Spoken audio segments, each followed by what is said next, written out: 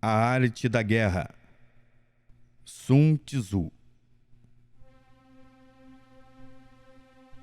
Ao longo de quase 2.500 anos, os trabalhos literários do período denominado clássico foram profundamente analisados por historiadores chineses.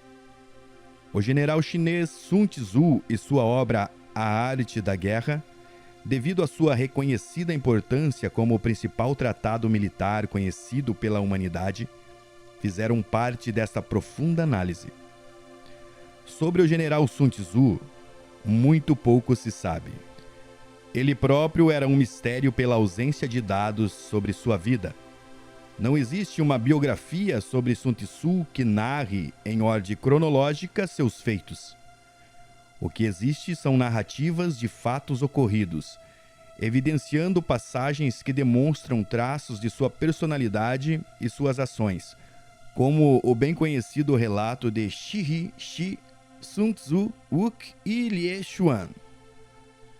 Acredita-se que Sun Tzu seja natural de Shihi, hoje Shantung, e que serviu na corte de Hu Lu, rei de Wu, sendo seu súdito. Calcula-se que tenha vivido entre 544 e 496 a.C. Suas origens e sua história juvenil são desconhecidas, e seu nome desapareceu por completo dos registros históricos depois que Wu conquistou Ying, a capital de Shu. Sun Tzu extraiu a essência de aproximadamente 800 anos de experiência na prática da guerra, sistematizou observações e enunciou as lições que aprendeu, de tal modo que a elite governante pudesse aplicar seus princípios e permanecer vitoriosa. Os escritos de Sun Tzu refletem o pensamento chinês daquela época. Contudo, supõe-se que o mestre Sun Tzu não seja o único autor da obra A Arte da Guerra, e sim que seus discípulos e seguidores tenham grande influência na composição dos textos, considerando a constante. Mestre Sun Tzu disse: assim como a biografia de Sun Tzu é digna de crédito, podemos considerar a arte da guerra como sendo a expressão do corpo e da alma de seu criador, que há cerca de 2.500 anos aclamava: o verdadeiro objetivo da guerra é a paz. Histórias milenares que ilustram alguns dos ensinamentos de Sun Tzu. Episódio 1.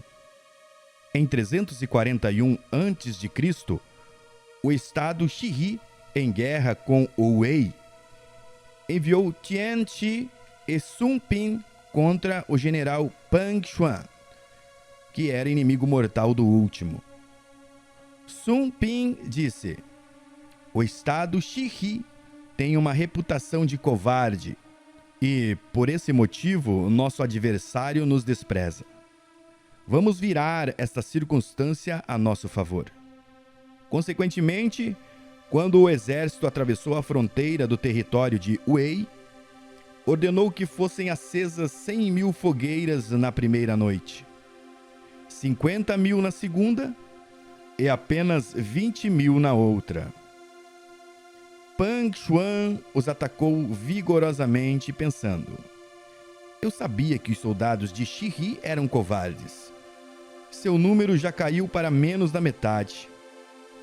Na sua retirada, Sun Pin chegou a um estreito desfiladeiro que, segundo seus cálculos, seria atingido pelos perseguidores depois do escurecer. Lá, chegando, tirou uma casca de uma árvore e escreveu a seguinte frase: sob esta árvore, Pang Xuan morrerá.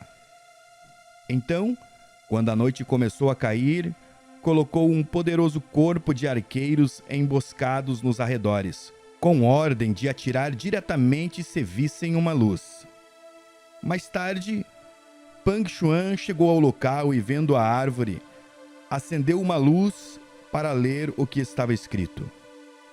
Seu corpo foi imediatamente crivado por uma sequência de flechas e todo o seu exército foi preso na confusão. Episódio 2. Tu Mu conta uma história relacionada com Wu Shi, na época em que lutava contra o estado de Shin, aproximadamente no ano de 200 a.C. Antes que a batalha começasse, um dos seus soldados, homem de audácia inigualável, atacou repentinamente sem ordem, voltando com 2 cabeças inimigas. Então, Wu Shihi mandou imediatamente executar o homem, ao que um oficial ousou protestar dizendo: esse homem era um bom soldado e não merecia ser decapitado. Wu Shihi respondeu: acredito realmente em que era um bom soldado, porém, mandei decapitá-lo porque agiu sem ordens. Episódio 3. Yao Xiang, quando enfrentado em 357 d.C. por Huang Mei, Teng Xiang e outros, encerrou-se em suas muralhas e se recusou a lutar. Teng Xiang disse: nosso adversário tem um temperamento colérico e é facilmente provocável. Vamos fazer repetidas incursões e derrubar suas fortificações, fazendo-o ficar zangado e sair. Assim que conseguirmos levar seu exército ao combate, ele estará condenado a ser nossa presa. Logo em seguida, esse plano foi posto em prática. Yao Xiang saiu para guerrear.